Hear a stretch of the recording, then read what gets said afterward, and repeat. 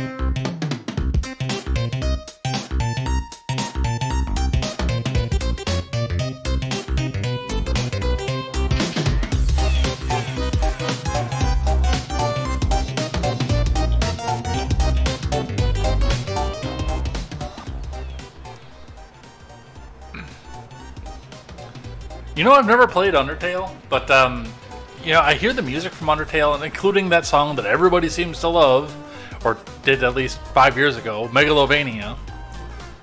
And I think that maybe I should try. I don't even know what platform it's on. I'm sure that it's one of those that cross platforms because it got so popular, and it's over on Switch, and it's on PS4 and PC and everything else in the world, most of which I don't have because my newest console is a GameCube. And that's only because it came out slightly after the PS2. I want to get a Switch. I do. I want to get a Switch and a Wii. I want to play all the Zelda games. I do really want to upgrade at some point. It's just for my entire life, trying to get myself back into a position where I can buy property.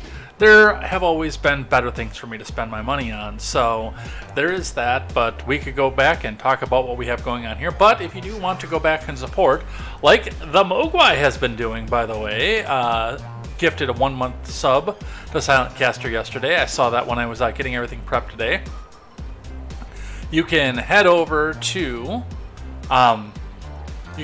Twitch, and you can take a tier 1 or tier 2 sub, or you can use your free Amazon Prime membership to go get a sub over there. I recommend doing all of those things because you get extra emotes for doing so. You can do that, or you can go over onto Rumble, and I am monetized by default over on Rumble.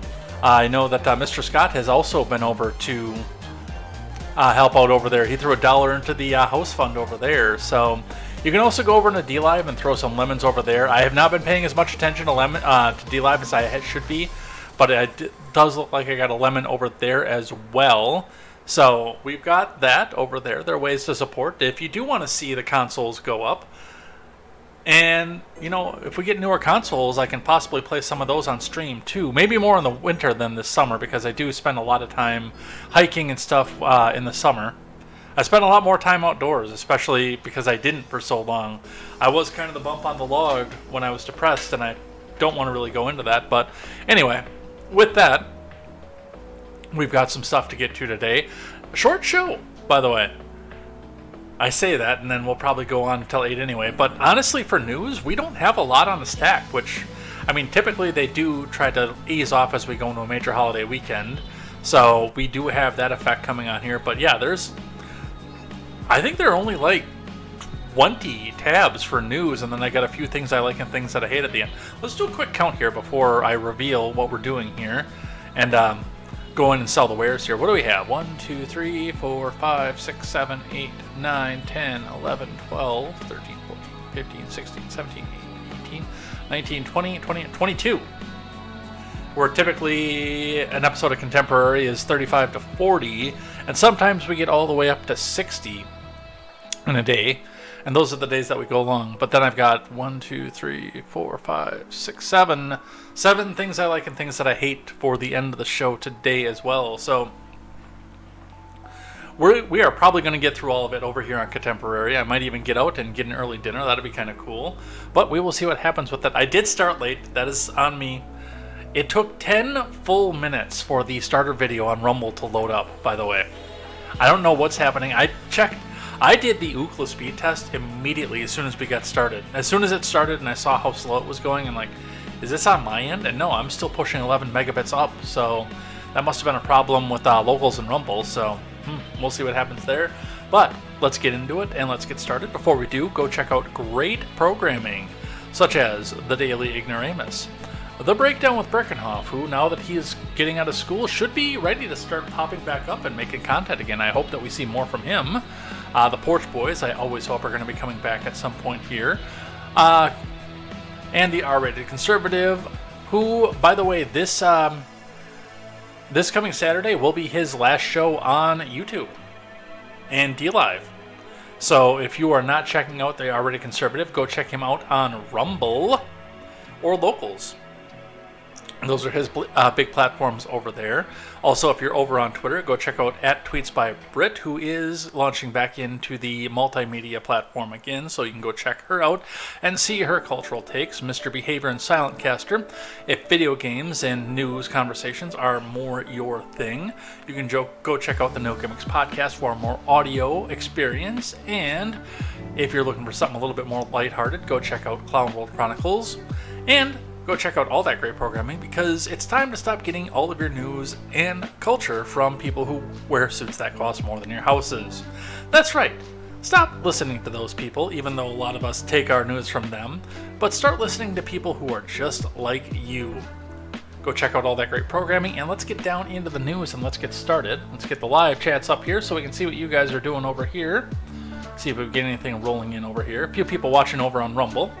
So that'll be kind of nice. We got a few people over on the main channels as well, and let's get started.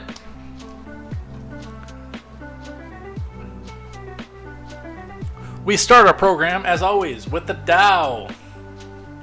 And the Dow spent a 5th day in a row down, although just barely. The Dow kind of just jump roped with the previous clothesline. It did spend most of the day down, but it peaked up just over the top a little bit, including right at the end before sinking 35.27 points, or 0.11% on the day. The Dow was down to 32,764.65. So I guess there was a lot of hope that the debt ceiling was going to come back up. And I guess when everybody left, they're like, oh shit, we bought too much. We're overloaded. We have to try to dump back out, but it was too late.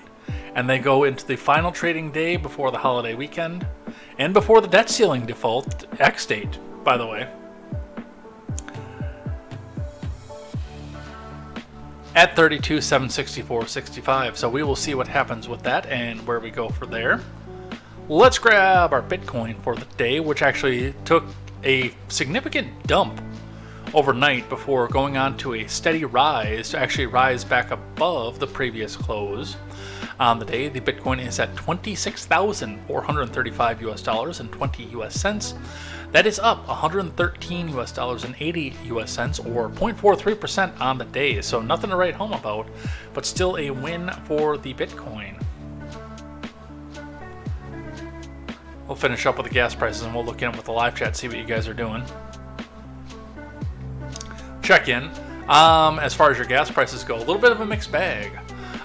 Touch a couple stations going up, but most of them coming down from yesterday. We saw 360, of course, yesterday. We are back down to 350, which is still up over the 3-month quarterly moving average, but coming down coming into the holiday weekend, which tells us that the oil companies and the government that taxes the oil companies do want you to go buy gas. Maybe not at the levels that you would have under 99-cent gas, but they definitely want you to go buy some. 350 is your moving average in the Madison area today. These prices do not reflect your local prices. Check your local listings to see what your local prices are and see if they follow the trend line that we have been watching since 2020. Let's look at the live chat, see what you guys are doing over here. The Mogwai says, "Was starting to think I'd have to get my news from the Clinton News Network. References dated, unlike me. Caster would take Mogwai on a date, but then you'd be dated." Is it immoral that I'm bullying Black Tiger? Considering I don't know who Black Tiger is, that's between you and him. It's crazy Tina Turner's been dead for over a day and she's still more coherent than Biden. I think she made an announcement she's voting for Biden today, actually. Nice. She's voted twice for Biden. Mogwai says, I'm sorry, I thought it was gifting Kamala Harris, not Silentcaster. Well, the $250 still goes into my pocket, so I don't care really who you gifted. I still get it. But thank you. I am very appreciative of that. Alright. And nothing on the Rumble side. Again, a few people watching over there, but no chats flowing through. Feel free, jump in. Alright, let's look at what our finance article is for the day. After we get through a wall of advertisements, NASDAQ closes 1.7% higher Thursday as Nvidia's surge powers tech rally. From Samantha Subin, Brian Evans, and Sarah Min. The S&P and the NASDAQ jumped Thursday as investors cheered the latest quarterly results from Nvidia, fueling a rally in tech stocks. These moves also came as U.S. debt ceiling talks appeared to progress. The NASDAQ popped 1.71% to settle at 12,698.09. The S&P climbed 0.88 to finish at 41,5128. The Dow dipped 35.27 points, or 0.11, to end at 32,764.65, and close below its 200-day moving average. Nvidia shares surged 24.4%, a day after the company posted a stronger than expected revenue guidance, and reporters beat the top and bottom lines in recent quarter. Exploding demand for Nvidia chips used in artificial intelligence underpinned that quarterly beat. That's actually a fair assessment. The new thing, the new kid on the block, is going to be pushing people coming up to do that. Will it have staying power? Usually not. But it's a new toy, and everybody wants it, even if they can't afford it. A lot of people want to see if they can go back and try to make some sort of self-made fortune off of it. And a few people are going to get in, and they're going to do wonders with it, and then the mainstream and the elites are going to get into it way too late and make it uncool. Several analysts covering Nvidia hiked their price targets for the stock following the results. Nvidia's surge brought the chipmaker within striking distance of $1 trillion market cap. Other semiconductor stocks and AI names followed Nvidia's lead. AMD and Taiwan Semiconductor soared 11.1% and 12% respectively. The VanEck Semiconductor ETF popped 8.6% to close at its highest level of the year. The fund hit a new 52-week high. Earlier in the session, Alphabet and Microsoft added 2.1% and 3.9% respectively. So, your techs brought everything back up, but other techs are sending people home. Our layoffs report today comes from Reuters, and it is Verizon. Verizon warns customer service employees of impending layoffs.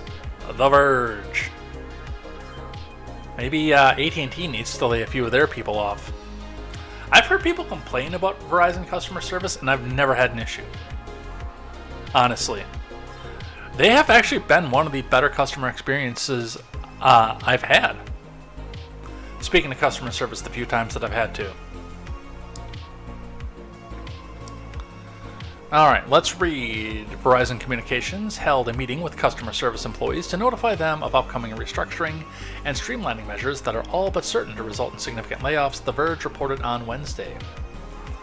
More than 6,000 employees were present on Wednesday's call, the report said, adding that the consolidation measures could end up impacting numbers far beyond that. More details will be shared by Verizon on May 25th, the report said, citing a pre-recorded message that employees received. The New York-based telecom company did not immediately respond to Reuters' request for comment. A demand downturn on account of elevated inflation and rising interest rates has forced several U.S. companies, ranging from Meta to Alphabet, to lay off thousands of their employees.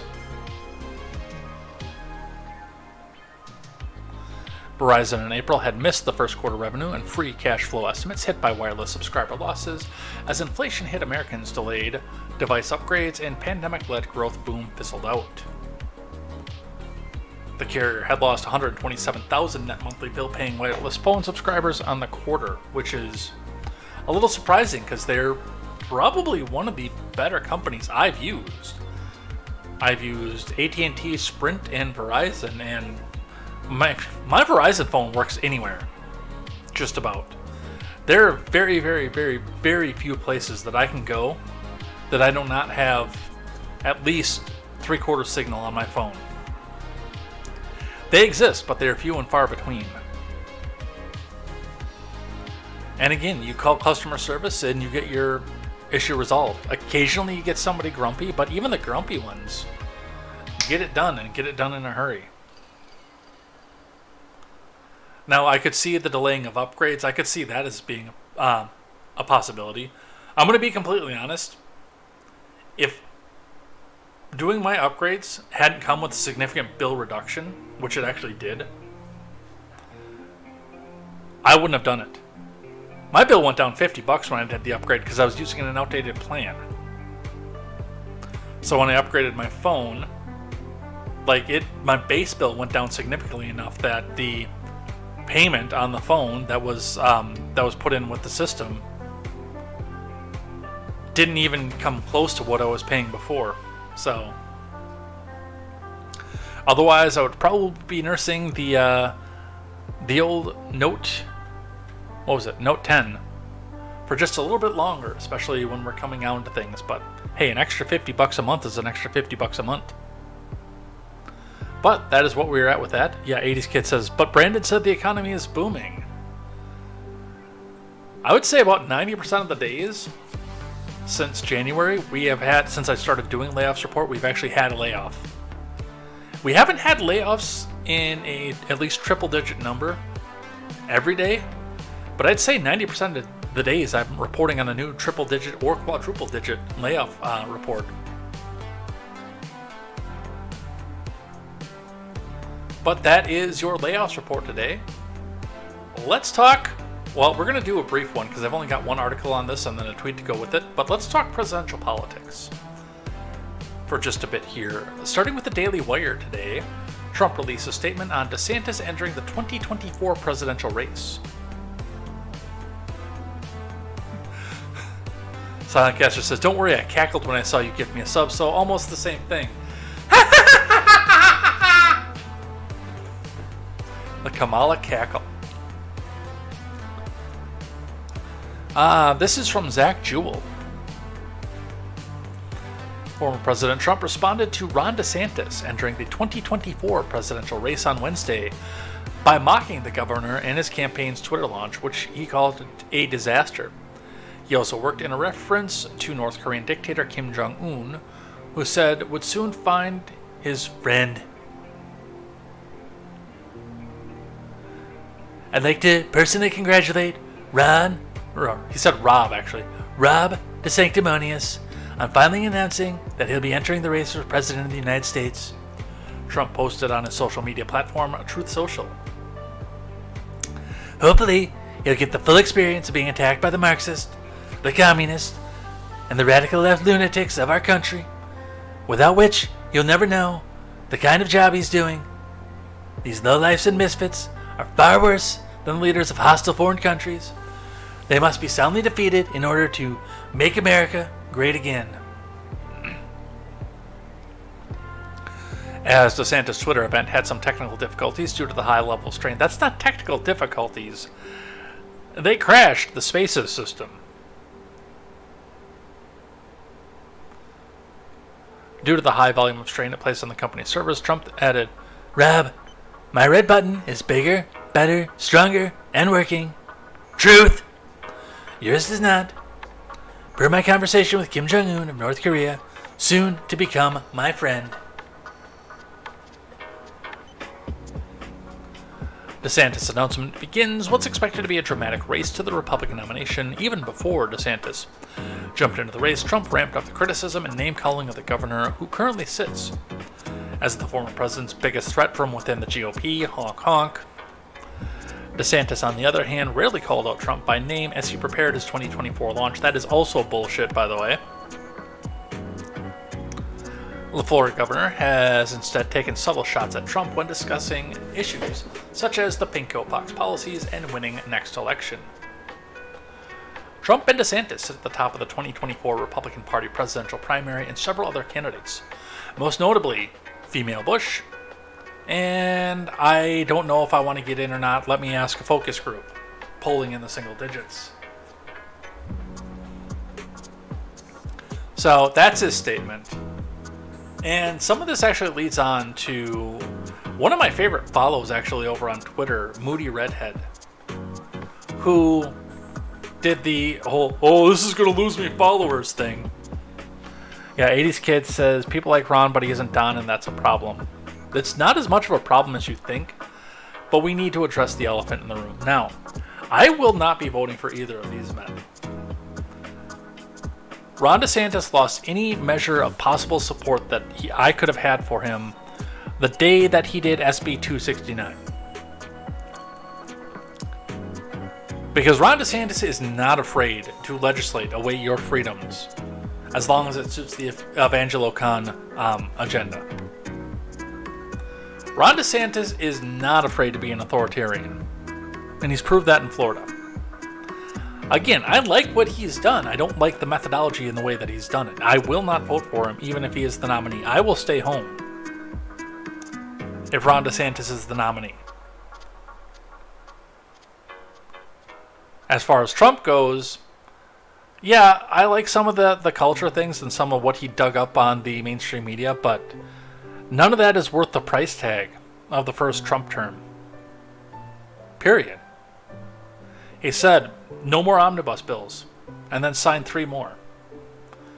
When they brought him a bill that spent money, he signed it. He didn't question it. He just did it. And one of my biggest pet peeves from the beginning was the fact that, yeah, I like the tax cuts. The tax cuts served me very, very well. As a lower middle class, or well, as a person who under Biden-inflation moved from solid middle class to lower middle class. But as a lower middle classer, I like the tax cuts. They did fantastically for me. As much as people tried to tell all their brethren, oh, well, my taxes went up. Well, no, your refund went down. Because the government was taking less out on your checks.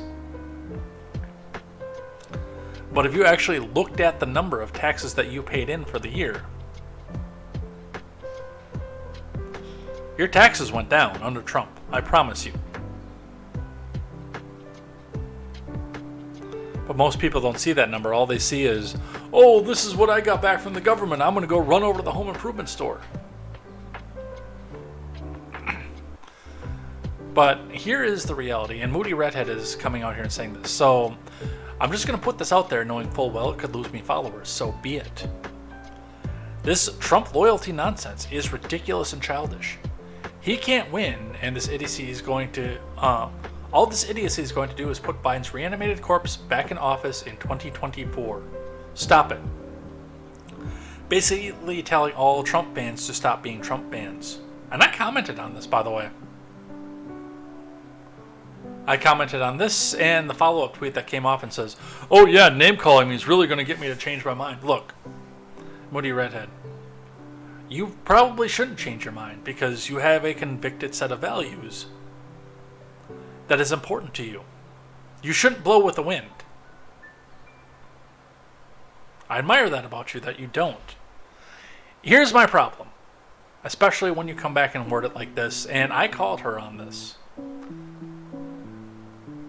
I don't have a horse in this race. I will not be voting for DeSantis or Trump. I would like to see the rest of you morons, and I say that term with love, come together and figure this out. I would. Because I don't want to see 4 more years of President Biden.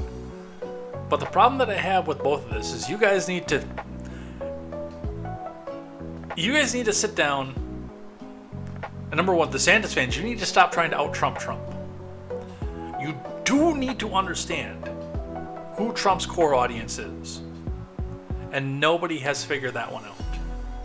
Because Trump's core audience is not conservative, by any stretch of the imagination. And right now you are trying to force a conservative candidate with some populist leanings down the throats of people who were never conservative to begin with. Remember, under Trump, we had things like the hashtag walkaway movement. I made a hashtag walkaway video, even though my so-called hashtag walkaway moment happened during the primary race in 2007 with Barack Obama, reading what his primary agenda was and watching the party lurch to the left and realizing that I was right, by the way. But Trump's core audience are disaffected Democrats who saw the progressive movement. Basically, they saw what I did during Obama's primary speech, but they saw it 8 years later. That's Trump's core audience, right there. The first thing DeSantis people need to try to do is stop trying to insult Trump fans and then turn around and turn their ire towards the people who are going to vote for Biden. Because you need the Trump fans. No matter who the nominee is, you need the Trump people, DeSantis people. This is me addressing the DeSantis people right now. You need the Trump people to get over the finish line, and calling them toothless, rubes, hicks, and overall wearers is not going to win you anything. Calling them insurrectionists, saying that they were terrorists at the Capitol, is going to give us Biden term 2 or Kamala term 2, whichever you want to look at it. Trump fans, this is for you. I get it. I understand. Number one, not a one of you has brought forward a significant argument against DeSantis. You've brought me conspiracy theories. You've said Bush this, Bush that, which you're actually pretty far off when you try to go back on the Bush side of things. And talking points that you get off Truth Social. There is plenty to criticize Ron DeSantis on and hold him to account in a way that you don't call his core fans snobs, turncoats, traitors, etc., but still hold his feet to the fire and say, we need to get a plan to show how you're not going to govern by executive order. Otherwise, you're not going to get my vote. You guys need each other right now. And I'm dead serious. You need each other. And this war, this infighting, I don't know about the DeSantis fans. I don't know if they will turn tail and go back and crawl on their bellies and vote for Trump if Trump becomes the nominee. But I know the Trump people won't if you keep treating him like this. Some of them won't anyway, but I know that a majority of them won't. If you, just like Moody Redhead said, if you keep calling them names, if you keep calling them toothless suspenders wearers, MAGA hat wearers, and terrorists, and January 6ers, and everything else like that, or keep saying he can't win to them over and over again, that is not the way you get people to come back into your caucus. And quite frankly, I'm ashamed of you all, on both sides. I excitedly voted for Trump in 2016. I thought this was going to be somebody from the outside. He's going to do things different. He's not going to be held to all the political standards of, you've got to sign this bill, otherwise we're going to make your life a living hell. And he's just going to say, I don't care, I'm not going to sign your bill because it's cost too much. When I found out that that wasn't the case, I still was able to drag myself to the polls and, well, go get hammered after I voted for him in 2020, because I couldn't believe I had just done that. But I was still able to bring myself to do it. So, both of you guys, work this out. Stop insulting each other, for God's sake.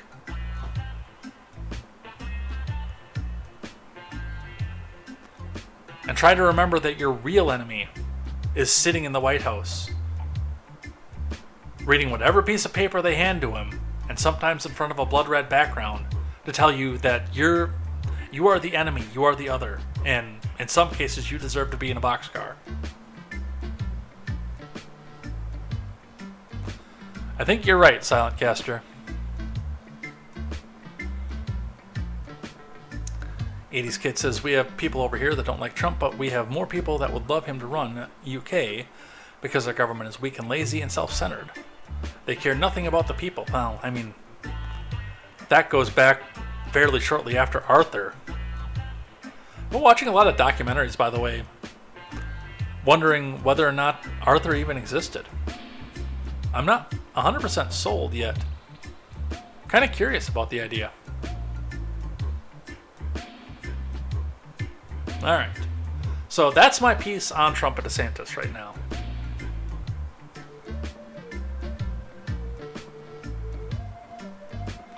Just remember, DeSantis people, and I'm going to put the focus on you. You're not dealing with a conservative base that you're trying to court right now. Keep that in mind. Let's talk about the debt ceiling.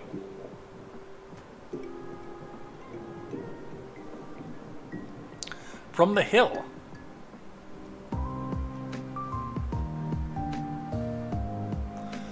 The House leaves the town with no debt ceiling deal from Eris Folly. House lawmakers are leaving Washington for the long holiday weekend Thursday afternoon, just a week before the Treasury Department says the U.S. is at risk for a default, without a deal to raise the debt ceiling. Negotiators say they're getting closer to striking a deal to avert a default next week, but an agreement didn't appear imminent on Thursday. Leaving the Capitol Thursday night, McCarthy said the two sides had not yet reached an agreement. Well, look, we've been talking to the White House all day, and we're going back and forth, and it's not easy. We want to make sure that this is an agreement worthy of the American people, and so it takes a while to make it happen. And we're working hard to make it happen. The Speaker said he will be working from the Capitol this weekend, so he's staying. The update here is that the work continues. I think if there's a sense of understanding from both teams that we have serious issues still to work out and come to terms with, that's going to take some time. That's all there is to it. Patrick McHenry of North Carolina, a key ally of McCarthy and negotiator in spending talks with the White House, said as he walked into McCarthy's office earlier. At the same time, Democrats have been piling the criticism onto House GOP leaders for greenlighting the scheduled recess with the fiscal deadline looming. Well, they're piling a lot of criticism on there for a lot of reasons. It's just the weirdest thing to be going home in the middle of an impending disaster, Susan Wild of Pennsylvania told The Hill on Thursday. House GOP leaders said Wednesday that members could leave as scheduled Thursday, but should be prepared to return to the Capitol to vote on legislation to raise the debt limit within 24 hours' notice. Well, that'll be good, Silent Caster. I'm looking forward to listening to that. Tensions are beginning to reach a fever pitch on both sides as liberals and conservatives alike fret about what concessions a final agreement will contain. While Democrat leaders faced increased calls from their members to reject GOP-backed spending cuts, hardline conservatives have pressed their leadership to remain firm in its efforts to achieve significant reforms. The bill passed by House Republicans last month would raise the debt limit through next March, at the latest in exchange for capping government funding for fiscal year 2022 at fiscal 2024 at fiscal 2022 levels. Both sides have indicated the final bipartisan agreement will likely be much narrower in scope as leaders focus on areas such as work requirements for social safety net programs, unallocated coronavirus spending, and spending caps. So, I hate to side with Democrats on this one, but I think at this point they're having one of their rare right moments. You probably shouldn't be running home right now with this all impending. Will it all work out? I don't know. I've got the popcorn, I'm ready to watch.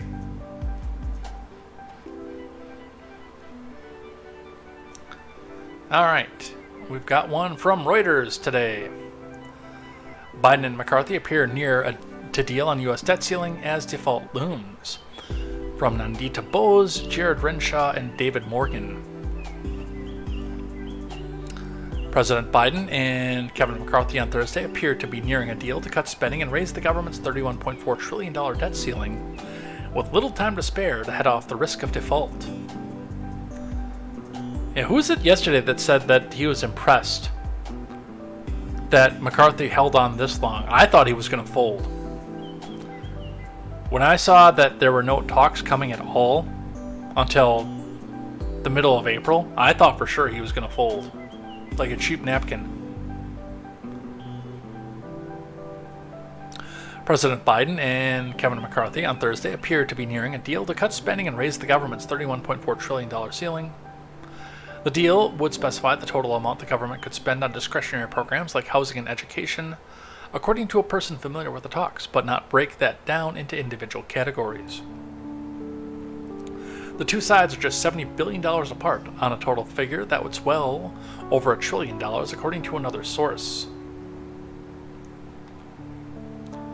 The two sides met virtually on Thursday, the White House said. Biden said they would still disagree on where the cuts should fall. And look, I don't believe the whole burden should fall back to the middle class and working class Americans, he told reporters, in spite of the fact that nothing McCarthy has proposed actually falls back to middle and working class Americans. It is unclear precisely how much time Congress has left to act. The Treasury Department has warned it could be unable to cover all its obligations as soon as June 1st.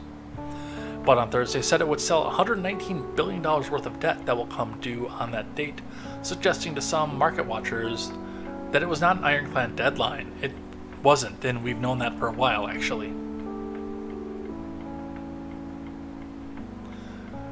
They have suggested in the past that they would not announce auctions, as they did not believe that they had the means to settle. Janet E. Goldberg, senior rates strategist at TD Securities in New York.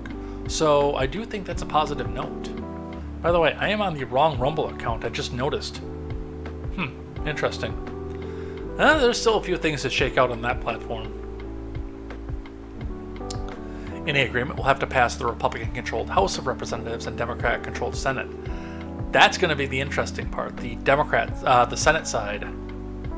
That could be tricky, as some right-wing Republicans and many liberal Democrats said they were upset by the prospect of compromise. I don't think everyone's going to be happy. At the end of the day, that's not how the system works, said Speaker McCarthy. Yeah, and when you, again, this goes back to the insult the other side and tell the other side that they're the enemy and all this other rhetoric that goes around with that, of course, this is going to get more and more partisan. And they're not going to want to concede to anything from either side, depending on which side they're on. Because they're being told, and they're telling, it's not so much that they're being told, they still go back out and drink in the same bars and change in the same locker rooms and slap each other's asses in the same places.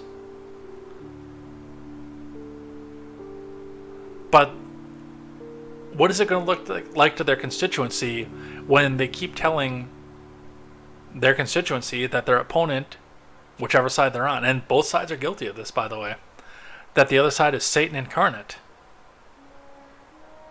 And then they turn around and cede ground to Satan incarnate.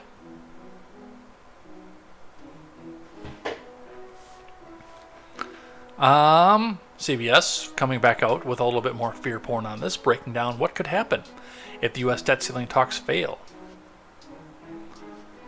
We are 1 week away from the moment the Department of Treasury says the U.S. will run out of money to pay its bills as negotiations continue on Capitol Hill. Antonio Doblas Madrid, an associate professor at economics, joined CBS News Detroit to discuss what could happen if the debt ceiling talks fail. So this is a video, so let's listen to this one. The moment the Treasury Department says the U.S. will run out of money to pay its bills as negotiations continue on Capitol Hill. Tonight, both House Speaker Kevin McCarthy and President Joe Biden say they're optimistic a deal can be reached to avoid default by June 1st, but spending remains a sticking point. Republicans want cuts to the budget, while Democrats don't want to cut social programs. Joining us now to discuss is Antonio Dobles Madrid, an associate professor of economics at Michigan State. Thank you so much for joining us, Antonio. Good evening. Thank you for having me. So we have been here before dozens of times. The U.S. has raised the debt ceiling under Republican and Democratic presidents. So is it possible? Do you really think this time will be any different, or is it the same song and dance that we've seen before? I believe that the stakes are so high that I am optimistic that the worst case scenario will not materialize. But that doesn't mean that even getting close to the edge in this way is not damaging. Previous debt ceiling crises in 2011, 2013, for example, led to a downgrade of the credit rating of the United States. And that is the kind of thing that financial markets tend to remember for a long time. There was also a stock market decline, and we have seen a little bit of stock market weakness in the last couple of days, although the Nasdaq rose today because of earnings by NVIDIA. But we are getting close to a tricky situation. What would you say is the worst case scenario? Is it what you mentioned right there? And what is the immediate impact this could have if a deal is not reached? This could be very, very serious. We could see, if we really got to the point where the ceiling wasn't raised, the Treasury wasn't able to pay its bills, and the United States was in default, we would have a situation where the basis of the financial system would prove not to be solid. And so all kinds of banks, investment funds, insurance companies would scramble to see what to do when the contracts that they thought were safe proved not to be safe. It would be like 2008, but potentially even bigger because of the central role that treasuries play in the economy. So I want to touch on that. We're gonna move off of this in just a second, but I want to touch on what he just said there, because he's pointing out correctly the fact that by this talk breaking down, we're going to see, because of course the U.S. Treasury is the only thing that's supposed to be stable in the system. And I always love the fact that our friends to the MMT side of leftoid economics likes to say that we are living under unfettered capitalism, and they use that word that actually doesn't have any meaning, but basically coming out and saying that we have just this complete unfettered free market, and we don't. Our contracts are held up by a central bank that is operating on the whims of a government. Our government, most of the time. We are not a free market system by any stretch of the imagination, and the fact, by the way, that what happens here with the debt ceiling in this country could impact our markets is proof positive that we are not in a free market economy, or capitalism, as our MMT friends on the left like to say.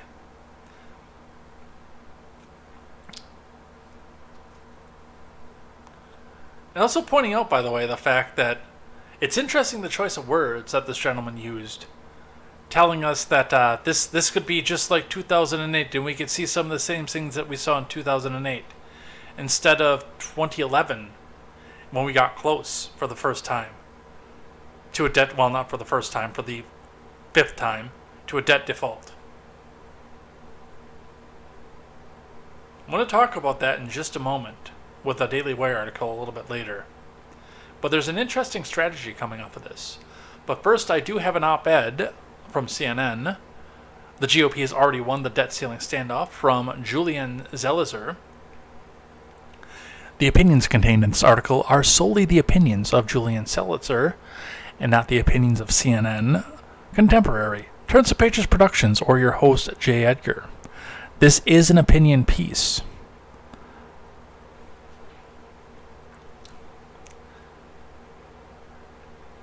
Editor's note here, Julian Zelizer is a CNN political analyst, is a professor of history and public affairs at Princeton, which means leftoid. He is the author and editor of 25 books that nobody's read, including the New York Times bestseller, Myth America, historians take on the biggest lies and legends about our past. Follow him on Twitter. I'm not going to give his @ Don't follow him on Twitter. Alright, let's read. As the country moves closer to potentially defaulting on its debt, President Biden is desperately trying to reach an agreement with House Republicans to avert an economic disaster. House Speaker McCarthy is standing firm on his demands for spending cuts in exchange for raising the debt ceiling. The Speaker, who obtained his leadership position by agreeing to a rule that allows a single lawmaker to call out a vote to oust him, doesn't have much wiggle room to compromise with Biden if he wants to keep his job, in spite of the fact that, by the way, nobody's talking about that. For his part, the president is angering members of his own party as he takes part in the kinds of negotiations that he initially insisted he would never engage in. Even the most seasoned political experts have no idea how this will all conclude, from the president potentially invoking the 14th Amendment that doesn't actually have this rule, to the prospect of a total economic meltdown.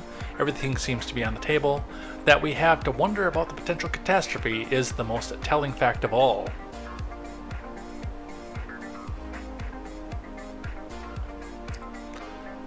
Mogwai says, we have a debt ceiling deal. It's Marjorie Taylor Greene with the chair to AOC. Oh. He sounds like the AT&T customer service. Just saying. Did they make a deal?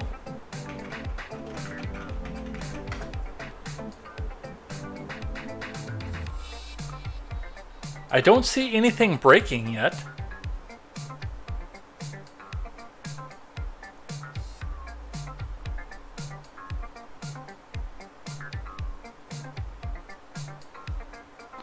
Let me just look at this live update that popped 9 minutes ago.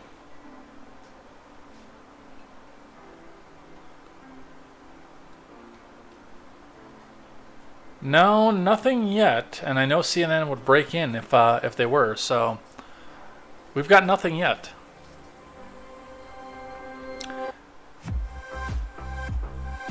We will keep monitoring, though, to see if that happens.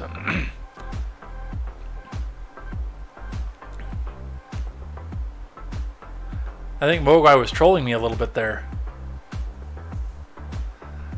Alright. Regardless of the outcome, Republicans have already won this political war. Once again, the GOP has weaponized a routine process in doing so. It has normalized an extreme tactic that should not be considered a legitimate tool of partisan combat. Although former President Barack Obama hoped to have quashed this tactic in 2013 when he stood firm against the Tea Party Republicans during another round of debt ceiling threats, the GOP managed to extract significant concessions in 2011 using a similar approach. An extreme cohort of Republican legislators has shown that this high-risk maneuver is not going away. Well, that's good, actually.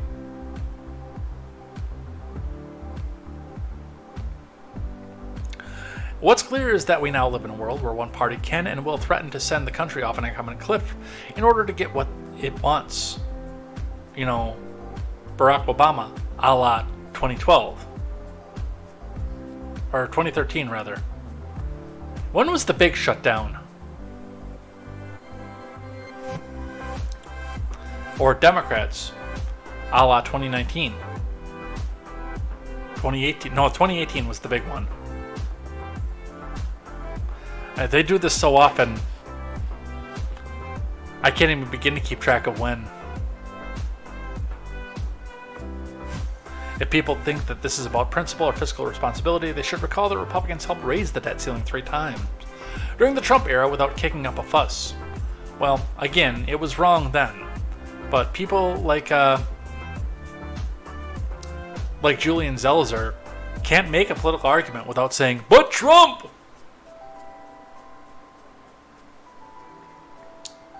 This is about politics, pure and simple. By weaponizing a procedural move that allows government to function and by treating this kind of radical strategy as conventional, the modern GOP is destabilizing the country and making it harder to govern. Well, that's good. We should be ungovernable. A move that conveniently benefits the party that's defined itself around an anti-government philosophy.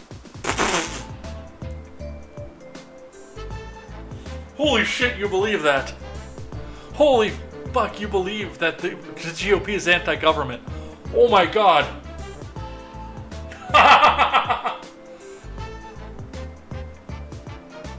Oh, you're serious.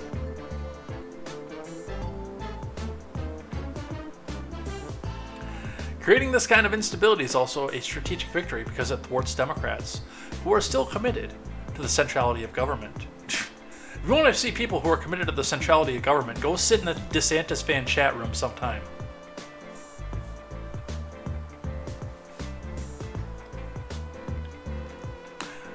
There is no part of the Republican Party that is anti-government. They just want their people in charge. I'm anti-government. Me. Right here.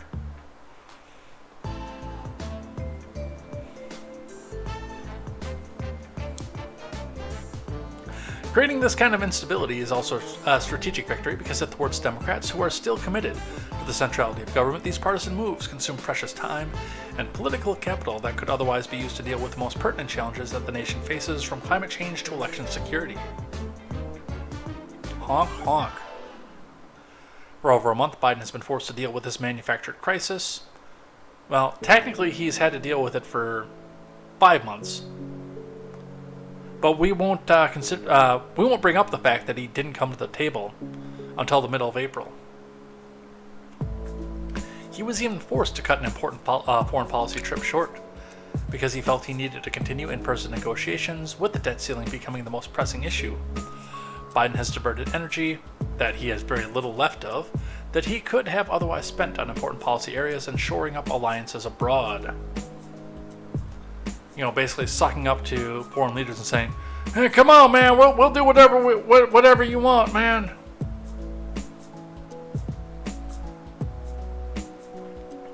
At this point, even if Biden finds a resolution and works out a deal that allows him to claim success and move on, he and the Democrats have lost.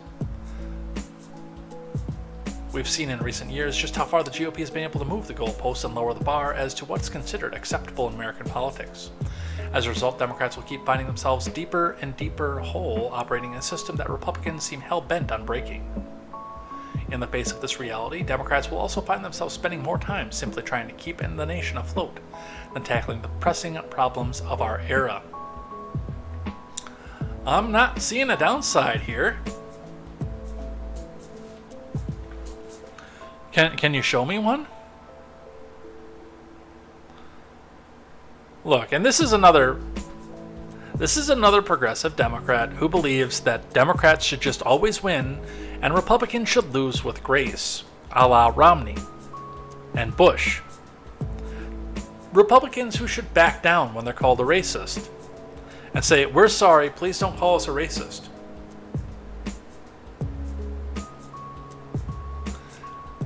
That's the paradigm that's shifting, that people like Zelizer are angry about.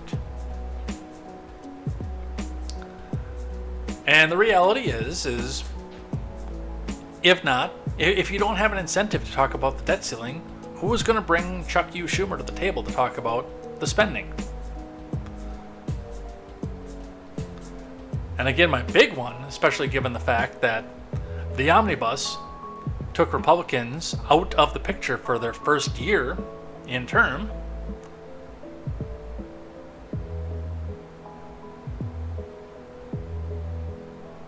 then this is the only way they actually get a say on what the spending looks like in this country. This is it.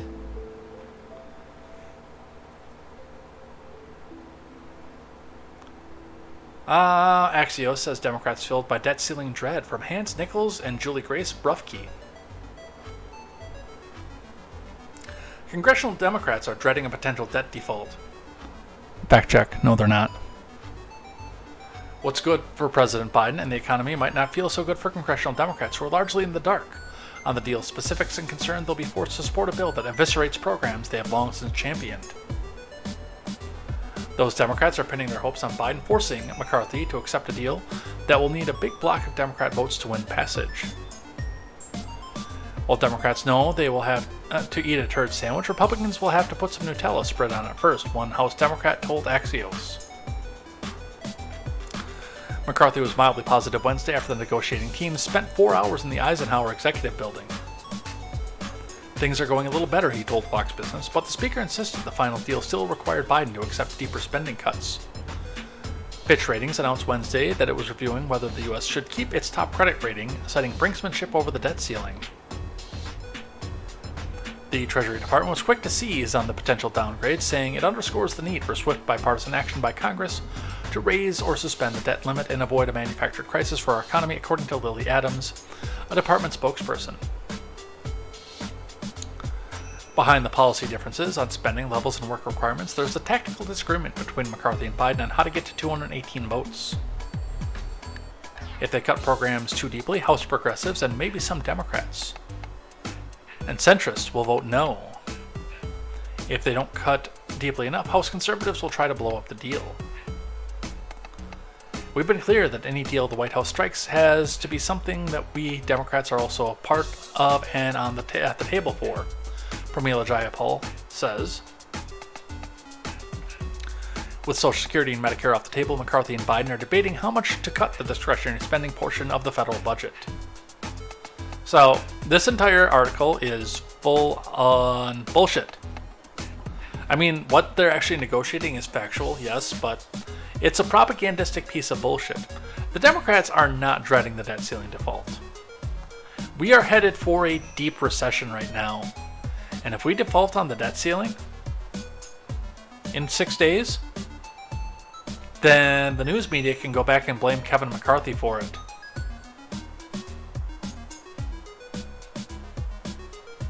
Which seems to have been the game from the beginning.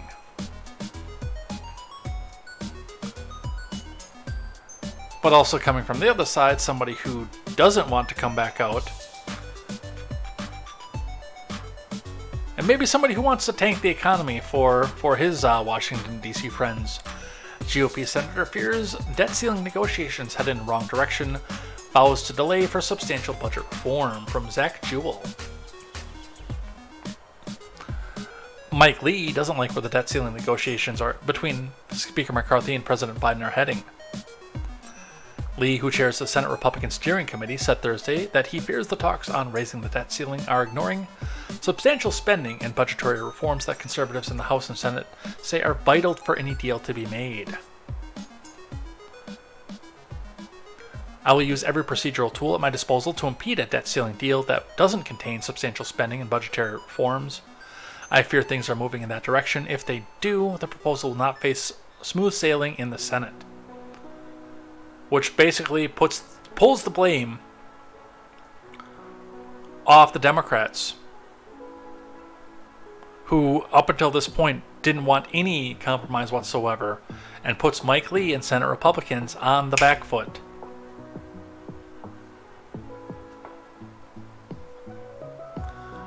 The Utah senator's comment comes as the White House and McCarthy are reportedly nearing an agreement to raise the debt ceiling before June 1st, when Treasury Secretary Yellen said the U.S. could be unable to pay its bills. McCarthy said Thursday that he worked well past midnight with Biden, but there's still some outstanding issues, adding that he has directed our teams to work 24/7 to try to resolve the problem. And that's the issue coming with Mike Lee, and honestly some of the Freedom Caucus members that raised some concerns with me.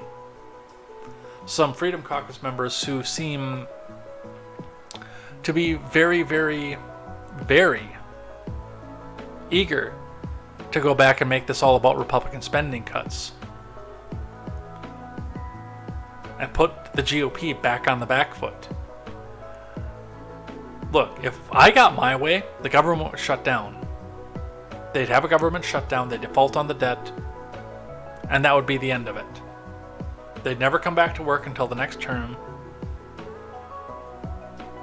And a lot of the federal workers would go back running out and try to fill some of the potential jobs, driving wages up, by the way, for the rest of us, and freeing up the market. I am not going to get my way on this. I'm going to have to suck it up and say I support or decline to support whatever is coming back up out of this. Mike Lee, you are not going to get 100% of what you want off of this. Nobody is. You've just pulled Biden out of the other extreme. And he's got a team of handlers that are trying to force his hand back into the other extreme. Figure out what you can live with, figure out what you can't live with. And try to find a place in the middle, Mike Lee.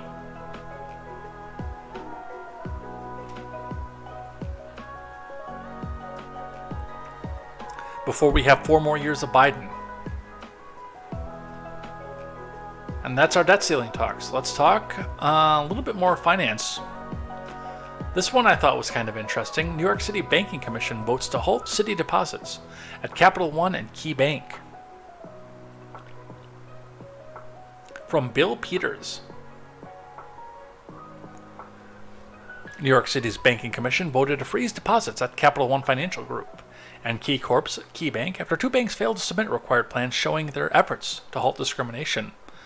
The city's comptroller said in a statement on Thursday alleging that the banks outright refused to submit required policies. You know how I know we don't have a free market economy? Right there.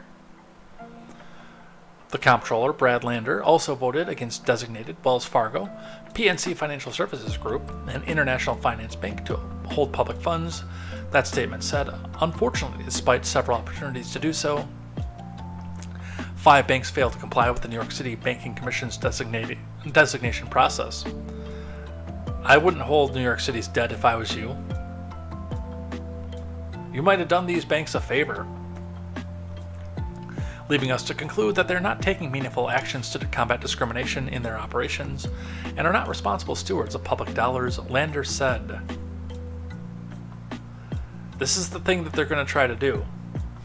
They're going to try to pull, because, like it or not, governments are a business. It's more like a racket than a business, but governments are a business, which means they put large amounts of funds into places so they can write checks to pay their employees. And in most cases, especially in a city like New York, they are some of these banks' biggest customers, which means the market cap on some of these banks, Wells Fargo maybe not so much, but PNC, International Finance, and Capital One are going to take a significant market cap hit for doing this because they won't bend the knee and do the ESG thing.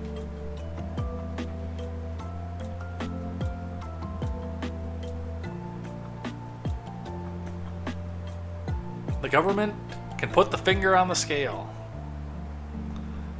So, a story that I haven't really talked about much because I don't do the culture war. I leave that to my friend Stephen Ignoramus. But I wanted to touch just on this because this does affect where a lot of the middle class of the country goes back and shops. This one, Target. So I didn't cover it when it happened, but yes, coming into Pride Month, Target tried to outdo themselves and outwoke themselves again. And we've been having some issues coming back in, including Target coming out and saying, oh, well, we're getting threats. Which, I mean, if you're getting threats, put up or shut up. Because I want to see the threats so I know who to condemn. Because you shouldn't be going out and threatening Target with anything except for not taking your dollars there. They'll learn really quick.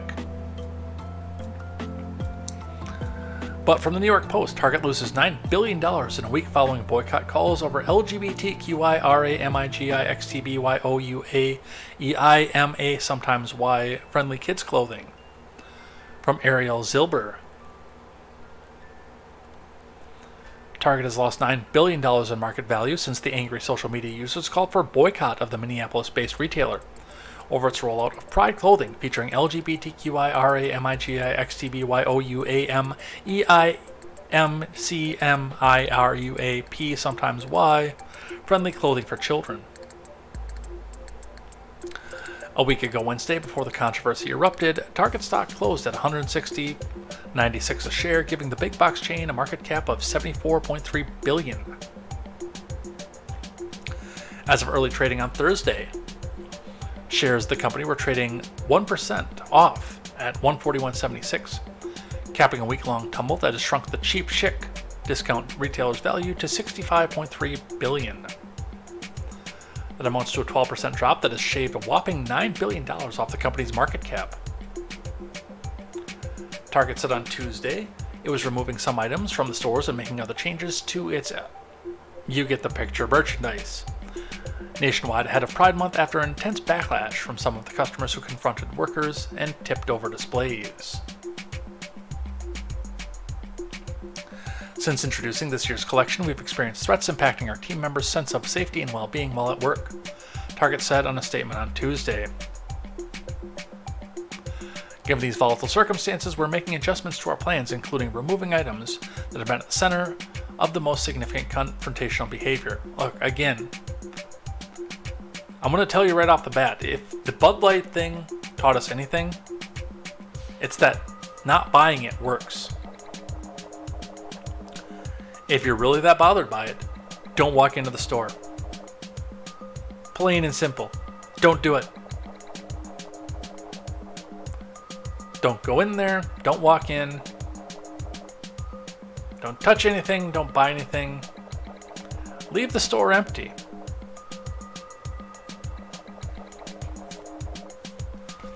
Trust me, it works.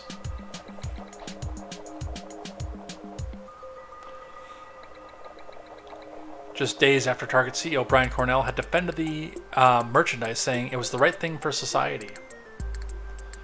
Target declined to specify Wednesday which items it was removing, but among the ones that garnered the most attention were tuck-friendly women's swimsuits that allow trans women who had not had gender-affirming operations to conceal their private parts. Designs by Pralin, a London-based company that designs and sells occult and satanic-themed LGBTQIRAMIGXTBYOUAMEI, sometimes Y clothing and accessories, has also created backlash. The Pride merchandise has been on sale since early May. Pride Month is held in June. Target confirmed it's moved its Pride merchandise from the front of the stores to the back in some southern stores after confrontations and backlash from shoppers in those areas, which is, by the way, where it should be. The issue, from what I've understood the most about any of this, is not the fact that it's there, it's the fact that it's been up on display in the front of the store where all the kids walk past. Whereas like the men's underwear and things like that are usually far, far to the back of the store where the kids aren't going. They're also putting vibrators and things like that out there, and they're putting them up at the front of the store. In some cases, right next to the kids' toys. That seems to be the issue with the majority of this.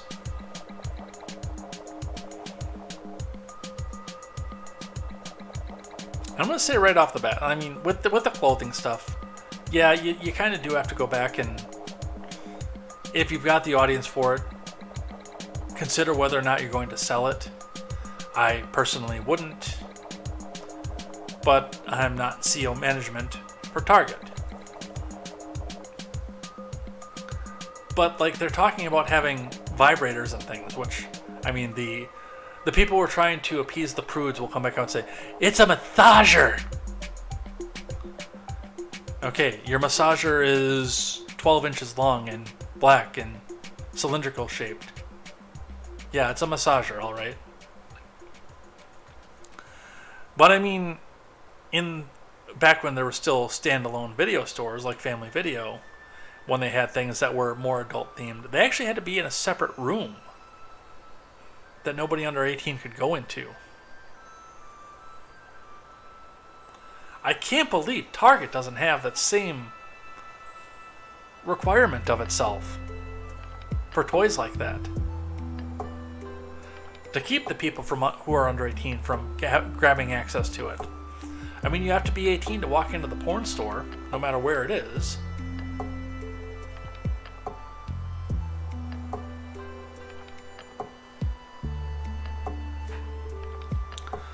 But again, the thing with Bud Light proved again that if you just stop buying the product,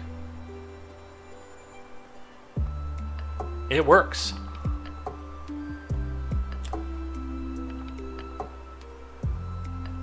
And a conservative journalist actually pushing back against the narrative as well from the Daily Wire. Conservative journalist calls AP's bluff on claim about violent confrontations against Target. From Ben Ziesloft. Katrina Trinko, the editor-in-chief of the Daily Signal, noted that the Associated Press took a claim from Target that conservative backlash against the company had turned violent at face value, prompting the news outlet to quietly amend the story. Conservatives has launched a boycott against Target after the retail behemoth marked a female swimsuit as tuck-friendly and with extra crotch coverage, as well as hired an artist who formerly created satanic items to make various Pride Month designs for the company. Target claimed in a statement that the firm's stores have seen threats after introducing the items. Since introducing this year's collection, we've experienced threats impacting our team members' sense of safety and well-being while at work, the company said. Given these volatile circumstances, we are making adjustments to our plans, including removing items that have been at the center of the most significant confrontational behavior. The Associated Press had said in the lead of the article, written earlier this week, that the stores have faced intense backlash from some customers, including violent confrontations with its workers. Trinco, whose publication is an initiative of the Conservative Heritage Foundation, wrote to the Associated Press to ask for the source of the claim, which had not been mentioned in the statement from Target. The outlet then softened the language of the lead and added another sentence. Target said that customers knocked down pride displays at some stores, angrily approached workers, and posted threatening videos on social media from inside the stores. Again, what are the specifics? What's a threatening video? Trinco wrote in a commentary article at the Daily Signal. What constitutes angrily approaching a worker? How many customers at how many stores knocked down pride displays? The Associated Press did not include an editor's note on the updated version of their article explaining the reason for the change. Lauren Easton, Vice President of Communications for the Associated Press, said in an email to Trinco that as the outlet continued to report out the story, we were able to provide more specific examples of the incidences that took place, and we updated the story accordingly. What's interesting about this, and I have been tangentially watching this even if I haven't been reporting on it, is I have yet to see any video. Now, we live in a society too where as soon as something starts to go down that's even remotely newsworthy, 75 people are standing there like this, catching it from 75 different angles and posting it to their favorite social media, hoping that they get it out to their favorite social media before the other 74 people do.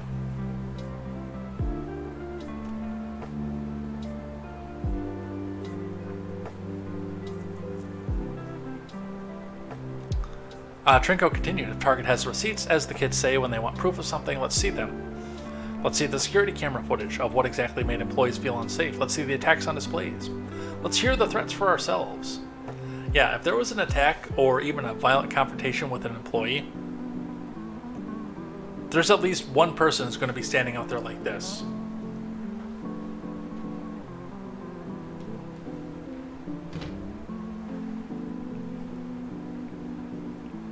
So let's see it.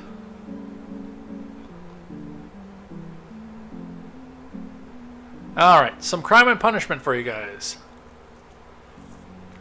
From The Blaze, alleged neo-Nazi teenager who rammed White House barriers with U-Haul truck has charges quietly downgraded. From Chris Enlow. Why? Because of course he did. The teenager accused of ramming a U-Haul into a barrier outside the White House on Monday has had his criminal charges quietly downgraded. Mostly because everybody saw him gently bump into the barrier at under 2 miles an hour and said, man, we can't say ram in a court.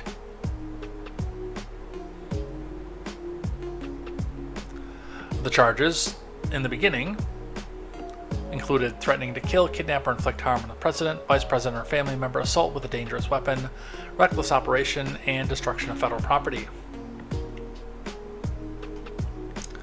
Kendall appeared in federal court on Wednesday, his first court appearance since the incident late on Monday.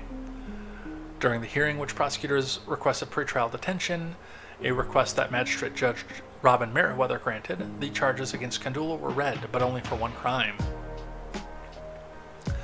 Now, Kendall is only being charged with a single count of depredation of U.S. government property in excess of $1,000. And his handler is pleased.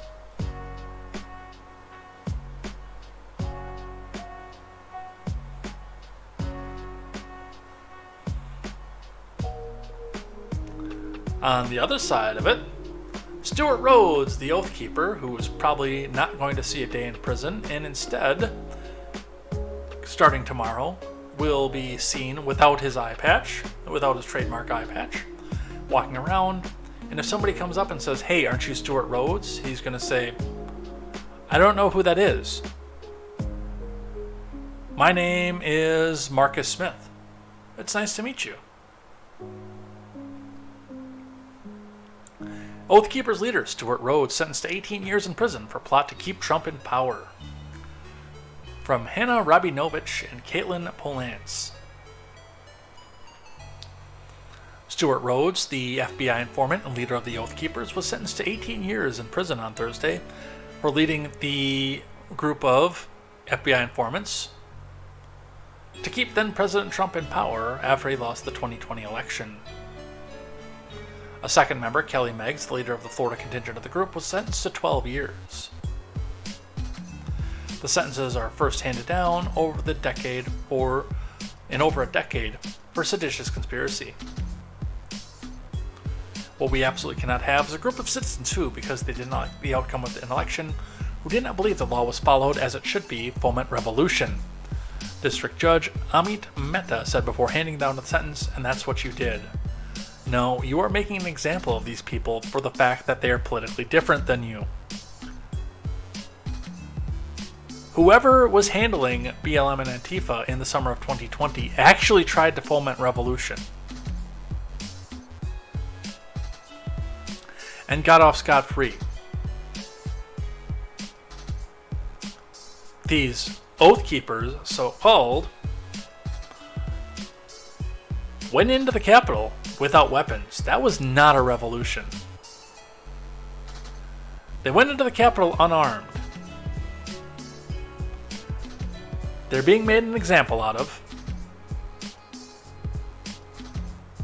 Basically so that we look at this and never go back to try to do something again. You know, like when the FBI tries to get us out into the Justice for January 6th rally, and it winds up being feds. Or they try to garner up support from the right when Patriot Front walks around and we point out that they're feds.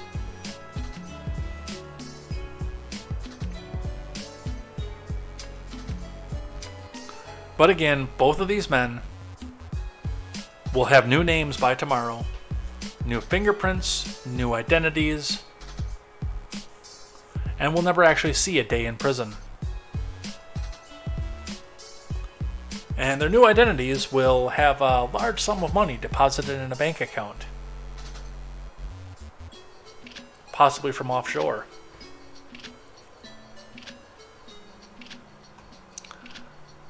From The Blaze, speaking of making an example out of people, Canadian cop punished for giving $50 to Freedom Convoy, forced to perform 80 hours of unpaid labor. From Joseph McKinnon, a Canadian police officer has been persecuted and prosecuted for having dared to donate $36 and 66 US cents of his own money to the Freedom Convoy. Windsor Police Service construct Michael Briscoe learned on May 18th that following his discreditable conduct conviction under Police Services Act, he must now work 80 hours for free as a penalty for his private expenditure, which evidently upset the sensitivities of the state, reported CTV News. Dude, my badge would be on the desk that day. I'm against government work to begin with.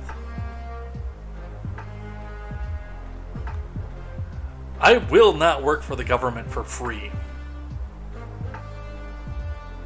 No matter what the implication is. If the judge came down, especially again, if this was on an internal thing and said, okay, as punishment for making this donation, you have to work for 80 hours for free, 2 weeks for free.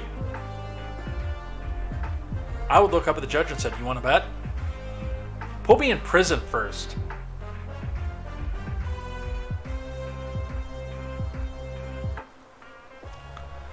'80s Kid says, but no time for people keeping Brandon in power, and I use power loosely.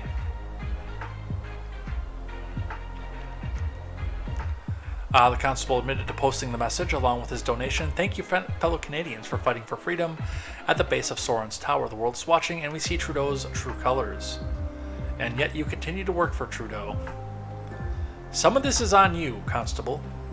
I said construct, by the way, it was Constable. I wasn't used to seeing that particular abbreviation. But yeah, Constable, some of this is on you at this point. I wouldn't do it. I'm telling you right off the bat, I wouldn't do it. They'd be holding me in contempt of court because I would have given the judge the finger.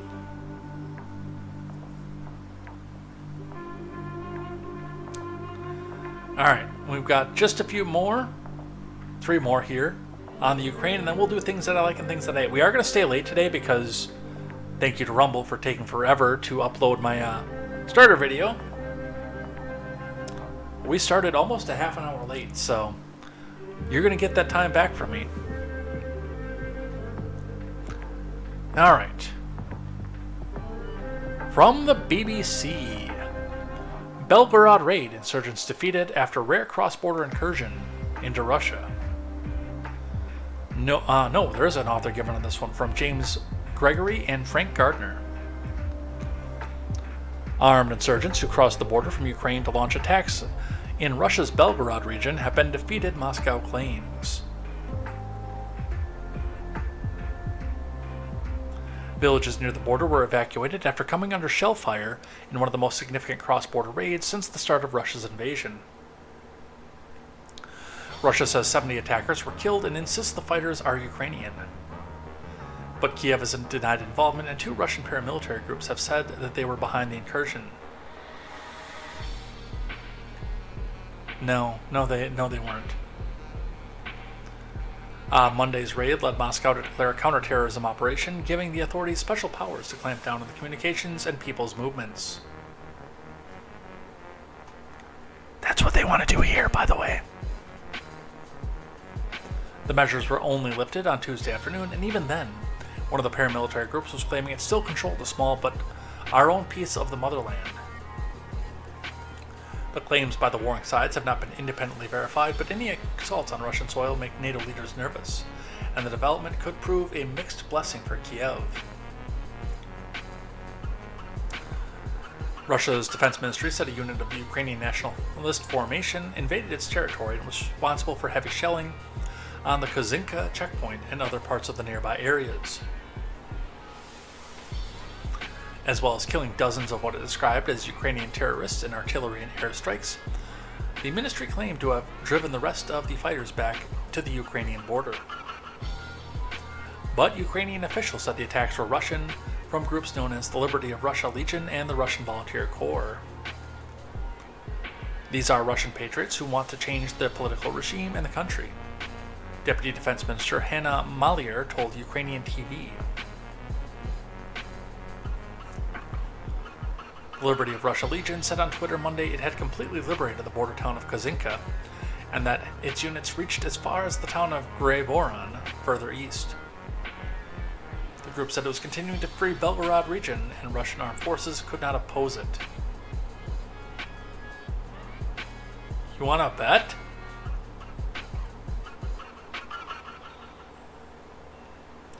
Separately on Tuesday, the RVC posted video of its fighters moving towards what looked like a border checkpoint, saying it still controlled a small piece of the homeland. So let's just look at where this is. And even though they're claiming credit for this, I still don't believe that it was them. I do believe it was either us or Ukraine. So there's Belgorod, just a little ways north of Kharkiv. So coming into Russia and part of the incursion point. And yeah, this is just above the Donetsk region.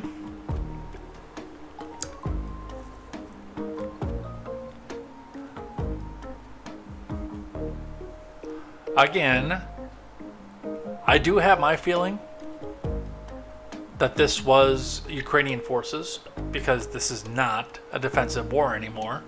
Not since they're putting F-16s in. But the only people who really know that are the people who actually did the fighting. The rest of us can only speculate.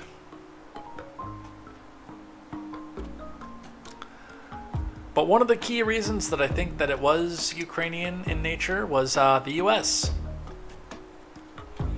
is getting really, really wary of this in a hurry. U.S. distanced itself from the pro-Ukraine incursion into Russia that involved American military vehicles. Gee, I wonder where they would have got American military vehicles. From Alexander Smith, Caroline Radnofsky, and Matthew Mulligan. Mulligan. The U.S. has sought to distance itself from a dramatic raid into Russian territory by pro-Ukraine fighters who appeared to use American equipment in their attack. Moscow said Tuesday it had fought off an assault in its Belgorod region after 2 days of battles with attackers who had staged a cross-border raid. Much is unclear about the fighting. Russia says the raid was conducted by saboteurs from the Ukrainian military. Ukraine says it was carried out by Russian citizens who rose up independently. Washington has provided billions of dollars of military assistance to Kiev, but has sought to restrict the use of the defense of Ukrainian territory rather than attacks on Russian soil that could potentially be used as a reason for the Kremlin to escalate the conflict.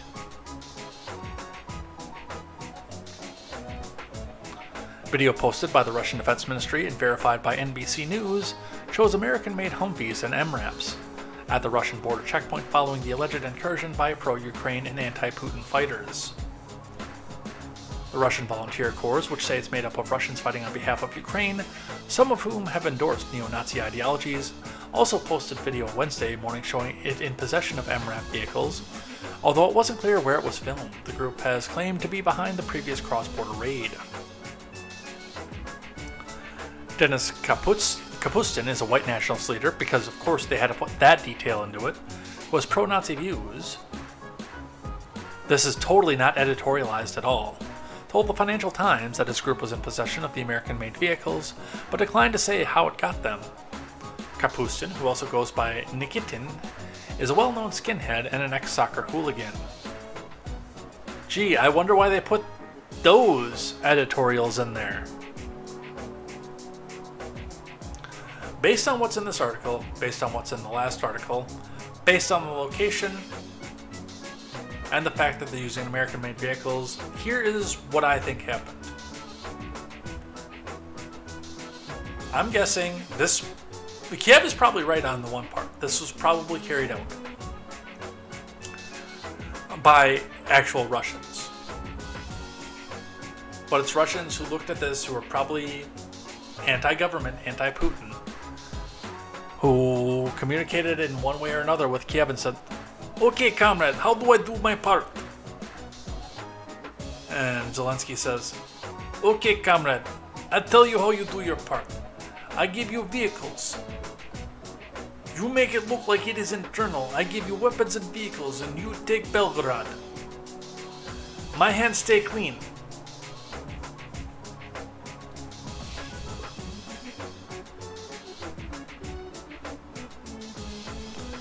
And then Zelensky sanctions the violence without actually having his people commit the violence.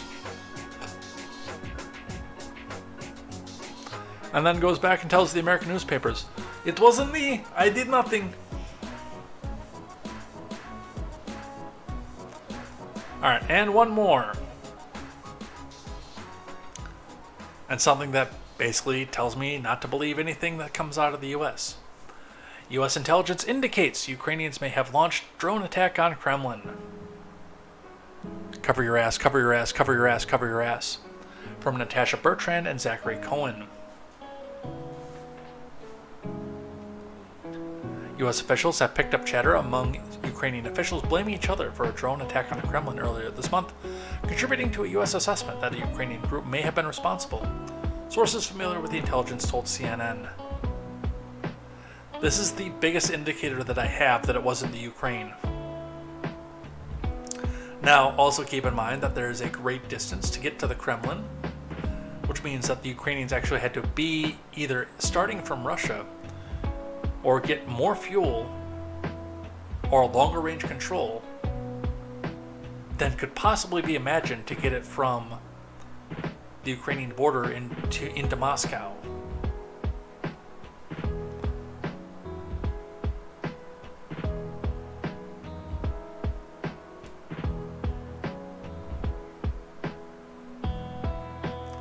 Because it's quite a distance to get to Moscow where the Kremlin is. from the border. And I'm still going to come out on a limb and say that I think this was the US. I really do. Otherwise, Ukrainians had to go into Russia without getting caught with a drone, launch it,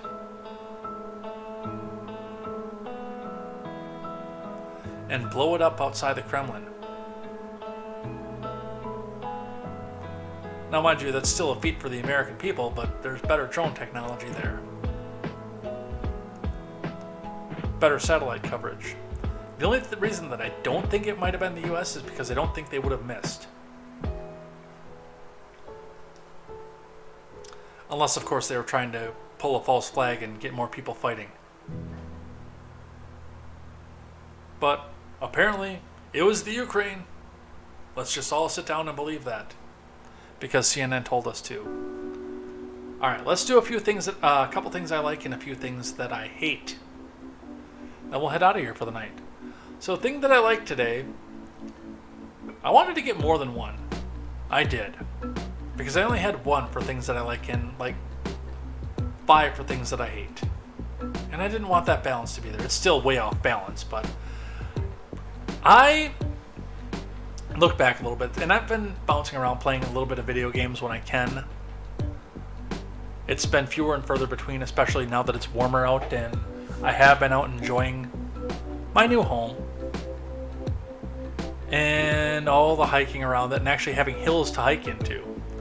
But when I can, I sit down and I do still play video games because I enjoy video games. It's been one of my big passions since I was a little kid. Me and Mario have a lot of memories together. But I picked up, and we've talked about StarCraft on here before, which is why I'm not going to be using the Wings of Liberty opening, but I did pick up and start up Wings of Liberty again, just for a little bit of practice on this so I don't completely embarrass myself on stream. But once I get a new controller, which I think is going to be coming next week, and we finish up Legend of Zelda, I do want to take some time and play StarCraft 2 for you guys. I don't think we're going to go right into Black Flag, just because I know that there are issues with the operating for Black Flag on the PC version if you get it through Steam, and I want to make sure I can figure those out before we go. And I also have a lot of other ones that I can play too. Like I've been playing Mass Effect a little bit, and Fallout a little bit. It's just I've not been sitting down and running one game whenever I sit down to play video games. But I thought since I've been getting back into it and wanting to do this for a stream, we could go watch another trailer from StarCraft 2. Now, we've done this for things I like before. But honestly, my favorite chapter in StarCraft 2 is Heart of the Swarm. I like the way that the Zerg operate in the second installment. I like the Protoss better in the first installment of StarCraft, but I definitely like the way the Zerg mechanics work in StarCraft 2, especially with the select the entire army key, F2, that was not present in StarCraft 1. But here we are, the trailer for the Betrayal of Kerrigan, which is an event carried over from StarCraft 1 on a cinematic in StarCraft 2. Let's watch.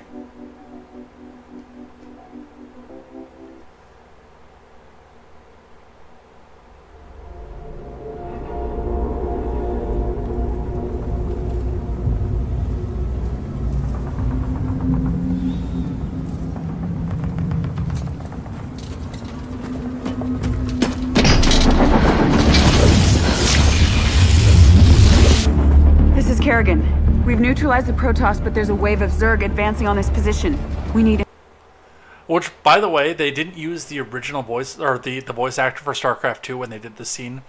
They reanimated this scene over the dialogue from the New Gettysburg mission of StarCraft 1. So they're using the original voice actor for Kerrigan, not the one from StarCraft 2. Interesting point to that, by the way. Immediate evac.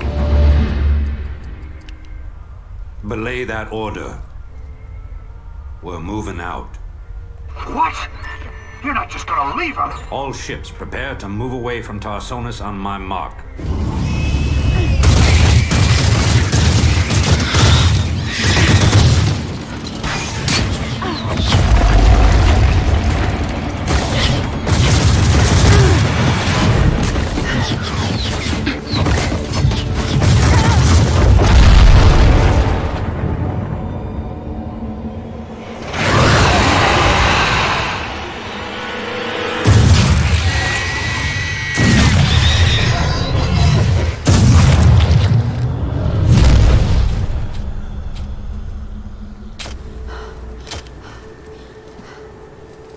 Boys, how about that evac?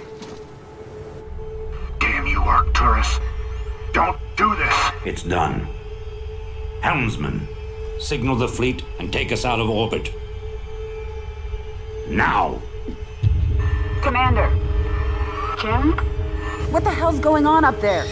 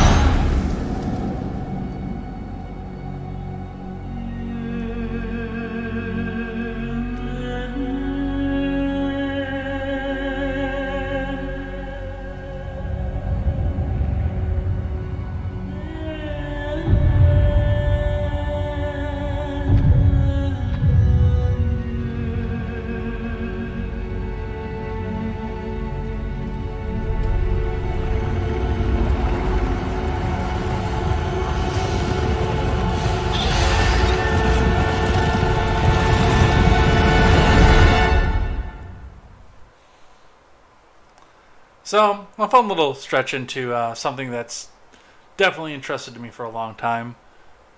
Again, probably one of my favorite video games.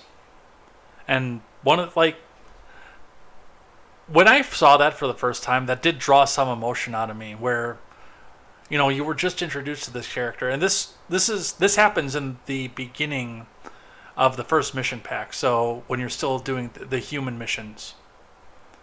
So, and you were just introduced to this character like 5 missions earlier as well. She became a big part of the story for 5 missions, and then just like that, the leader of the faction you've aligned yourself to as the player character comes back in and says, yeah, we're just going to leave her behind.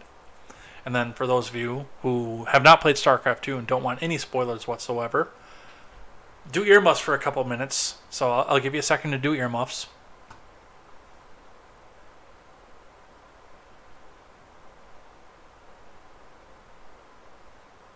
And she turns into a Zerg and becomes the main protagonist of the second chapter of the game during the Zerg missions. So, give that just a second so people can stop earmuffsing. So, another thing that I like here coming up. A bill that would have required Texas public schools to display the 10 Commandments has failed. Do I think we need more 10 Commandments in our lives? Yes, I very much do. Do I think that the government's job is to mandate that? No, I do not. I think that our friends should be here and helping us spread the gospel. I think that we should be coming out here and preaching and telling the good news to people ourselves. We don't need the government to cram it down people's throats, especially in a situation where this honestly probably would have gone up to the Supreme Court as a test to see if this would have been a separation of church and state situation. But this has failed. This is from Ashley Killow and Tina Burnside. The Republican-controlled Texas House failed to advance a controversial bill on Tuesday that would have required the public schools to display the 10 Commandments in every classroom. Senate Bill 1515 was effectually killed early Wednesday after House lawmakers did not meet a midnight deadline for a vote that would have advanced the bill for a third and final passage. The bill, authored by Republican State Senator Phil King, requires the 10 Commandments to be displayed in a conspicuous place in each classroom, in a size and typeface that's legible to a person with average vision from anywhere in the classroom. CNN previously reported. King has previously said the bill will help restore the religious liberties that were lost, and it reminds students across Texas of the importance of a fundamental foundation of America. King had previously said the bill would help restore religious liberties. Oh, I read that one already. The legislative session ends on May 29th, and there's still time for legislators to use procedural tactics to bring up the bill again, but it now faces a more difficult path. Just let it die. This is going to get injuncted anyway, because some liberal teacher in Dallas is going to look at this and try to find a way to get it out to the Supreme Court. Again, preach the message. Keep a Christian home. Tell your friends. Invite more people that you know to church. Tell them the good news. Don't use the power of the government to cram it down people's throats. That's what the current U.S. government's trying to do with wokeness.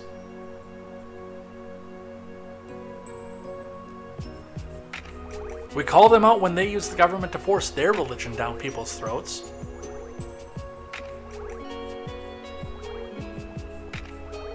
So why would you go back and do the same? This, by the way, goes down a road that Republicans love to go down. We got a mandate, and you did. The Republicans got a mandate in 2016. They absolutely did. But now they're going to come back and try to overstretch it, as they always do. They can't take a win without trying to take it too far. They're like Democrats in that manner. So yes, of course, and again, the Ten Commandments, I think you should be preaching more of this to your friends, to your family. You should be doing more to spread it around, but not by government power. 80s kid still has his PS1 that he's owned since '97. Mazel tov.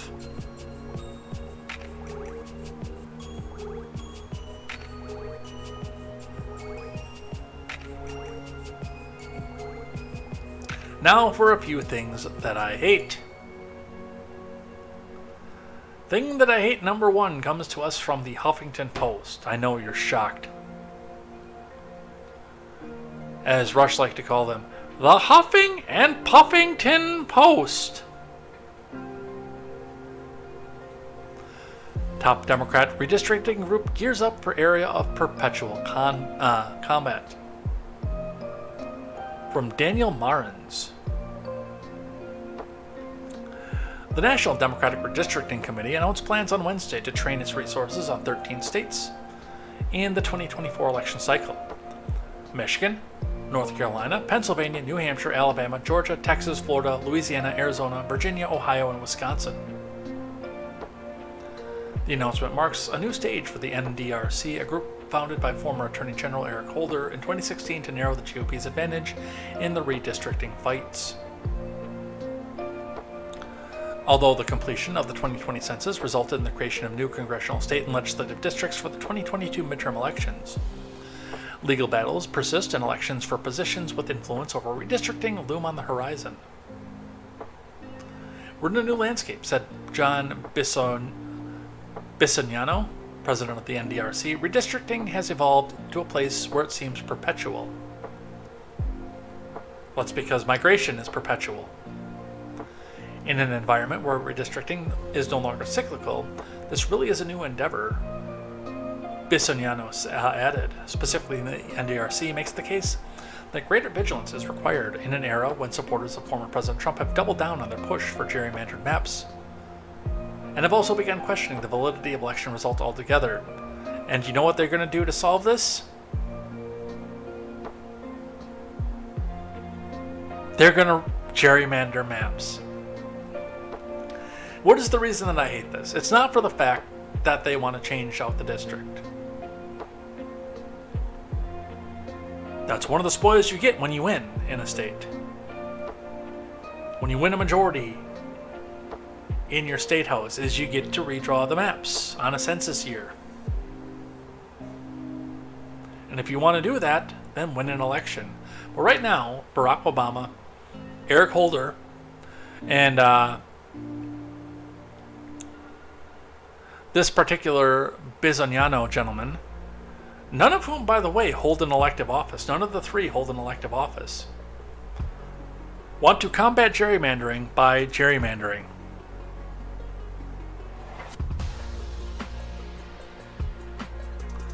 And they want to be the ones who pick the maps, not the people that the general populace of the state actually elected to pick the maps. Other things that I hate today. CBS News. A Texas high school had to move its graduation because only 5 students were reportedly eligible to graduate. From Caitlin O'Kane. Now, first thing is first, this is a extremely small high school, number one. We're not talking the 10,000 people who went to Kenosha Bradford High School. This graduating class only had 33 seniors in it. High school in Marlin, Texas postponed its graduation ceremony until June to allow more students time to reach the graduation requirements. You know, meanwhile, we have people skipping grades at this point because our education system is so dumbed down, and yet we still have a school where 28 out of the 33 seniors did not meet graduation requirements, and their attendance records and grades are to blame. The district has affirmed its commitment to providing necessary resources and support to students. This is no child left behind crap, by the way. And the new graduation date is seen as a testament to this commitment, the Marlin Independent School District said in a press release. The district said research has shown regular school attendance is a powerful predictor of student success. They recently moved to a 4-day week in an effort to increase instruction and student engagement on the days when school is in session while decreasing absences, according to the district chief academic officer, Nikisha Edwards. Well, how did that work out for you? Because you only have 5 graduates.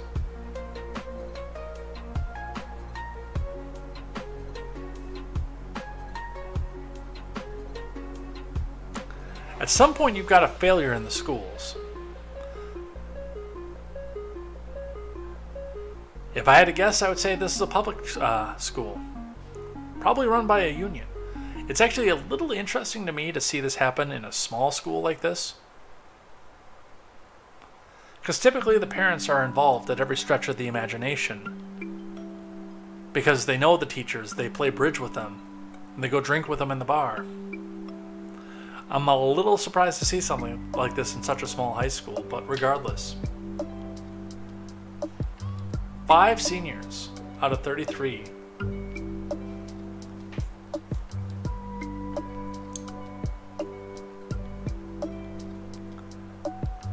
Oh, this was supposed to be on things that I like. I'm going to put this on the stack for tomorrow because that was supposed to be on things that I like today.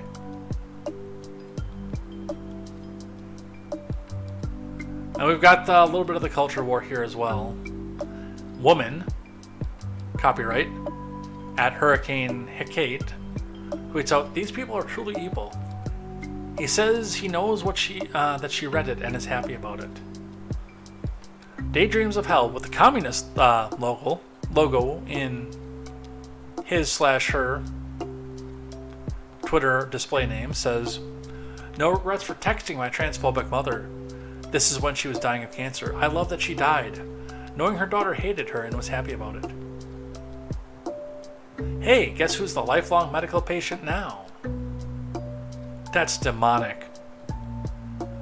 I understand being in a fight with a family member, but that is demonic.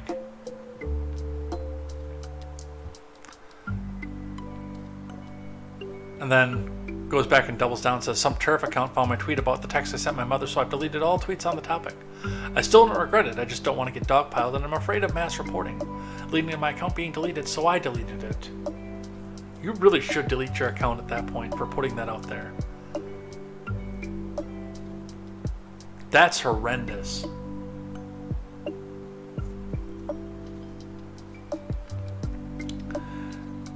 And the last thing that I hate. One of the tech platforms that I enjoy. Doing stupid things. These are stupid things indeed. This is how you lose customers.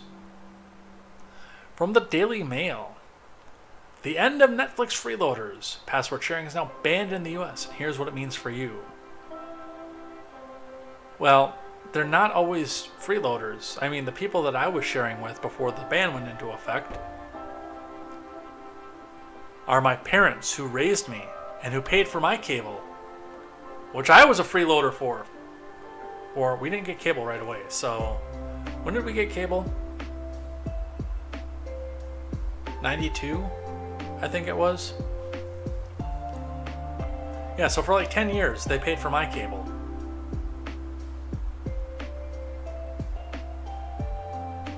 The least I can do is give back a little bit. Even if I'm grown up and living out of the house. And then for my sister as well. But we had an exchange on Disney and Netflix. Although she still uses my Paramount, so. Even with the ban in place, we're still square. But reading from the Daily Mail. From Stacy Liberatore for DailyMail.com. Netflix is booting freeloaders from its US paying customers' accounts. The streaming giant is officially cracking down on password sharing by limiting viewership of its platform to users living in the same household. Customers paying for standard or premium plans, which cost $15.50 to $20 a month, can share their login credentials with someone for an additional $8 a month, a $2 discount from the company's standard standalone basic plan. Without providing details on how it authenticates subscriber identities or accounts, Netflix assured that everyone living in the same household will still be able to stream TV series and movies wherever they are, at home, on the go, on holiday. The long-anticipated move has been looming over the US since it was revealed by Netflix in 2021 to end lost revenues. Citibank estimated the company lost $6 billion annually from password sharing. While Netflix did not share its revenue lost, it revealed in January that widespread account sharing has exceeded over 100 million viewers. Well, you're going to lose a lot more market cap than that. Here's the thing with Netflix. Now, there are series on Netflix that I enjoy. We've talked about them here. Umbrella Academy. I love Umbrella Academy. Cobra Kai. There are a few others. I can't think of any of them right off the top. There are a few of their original movies that I really, really liked. A lot.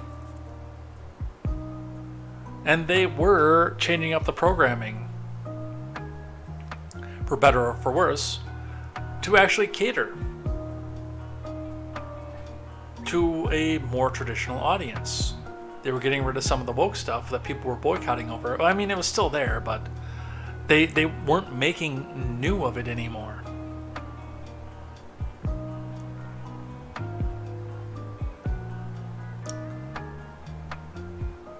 But the problem Netflix faces right now, for revenue loss and things like that, is the fact that they've lost all their cool stuff. Not necessarily their new programming, and they have exclusive rights to all their new programming, but their classic stuff. I sat down when I first got Netflix, when I first moved off my ex-girlfriend's account, which we were living in the same apartment together. When we broke up and I got my own account, one of the first things that I did was I sat and I watched the entire series of Frasier on Netflix. Beginning to end. I remember seeing little episodes of it when I was new, but I'd never seen the entire thing. 11 seasons. And I sat down beginning to end and watched it all. I enjoyed it. That's on Paramount now because it's a CBS subsidiary. Star Trek. Now Star Trek is also making new content at this point, but because of CBS's affiliation with Paramount, all that moved over to Paramount. Law and Order, I actually had SVU, even though they only did like the last 12 seasons, on my watch list for Netflix. That went to Peacock. All the Marvel movies, which I watched Doctor Strange on Netflix, are now on Disney Plus. All the Star Wars movies are on Disney Plus. The Clone Wars is on Disney Plus. They even took away New Girl, which is one that I enjoyed. That's on Hulu, which I will get by virtue of my sister taking care of the Disney Plus. When they do their official complete merger, they've been tangentially related for a while. But like, there's nothing cool left on Netflix unless you really, really like Netflix originals. I watched Cobra Kai and Umbrella Academy, and I haven't touched my Netflix since. because everything else that I want to watch is on something else. So this is how you lose customers 101. Lose your cool content, your nostalgia content, not your original stuff, but lose your nostalgia stuff. And then call your customers freeloaders. That's how you lose customers, guys. And I look forward to watching the fall. I just hope you get the last season of Cobra Kai out before you do it. I look forward to that. And by the way, the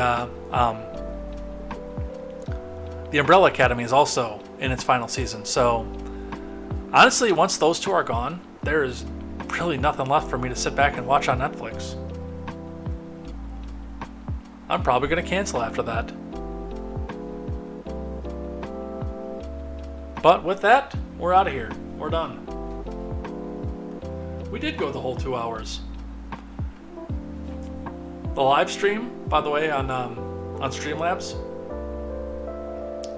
that doesn't show the timer. Like, the live stream doesn't show your time over there, but the recording does, and I can see how long I've been on. So yeah, we've been on for 157. And we will be on for no more. I'm gonna go get some dinner and head out for the night. Maybe get a little bit early night's sleep again too, because I was just wrecked yesterday. Slept for like 10 hours. And it's a good thing too. I needed it at work today. But that's enough about my life. Where's the outro music? There it is.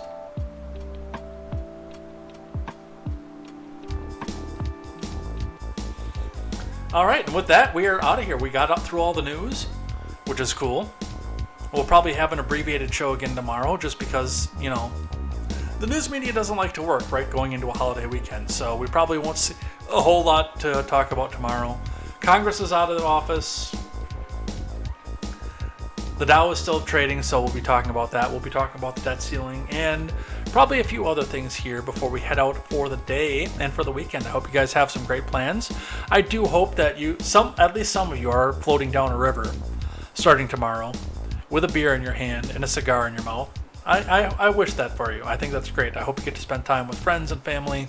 You get to play a bunch of bags, eat a bunch of burgers and brats, and just generally have some fellowship with family and friends. So we'll be back. We'll talk a bit about that tomorrow over here on Contemporary. Definitely looking forward to that.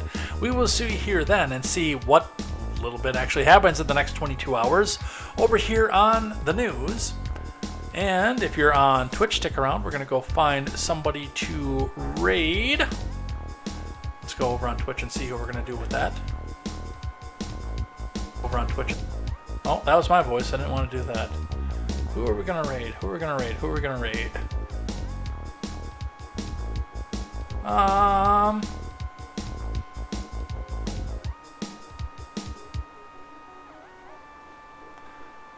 Let's go with this newly affiliated one because we like small accounts over here. We're going to raid He's Willie over on Twitch, so stick around if you are over there, and we will see you here tomorrow for more news, more headlines, and more Contemporary. Until then, I'm Jay Edgar, and this is Contemporary. Take care.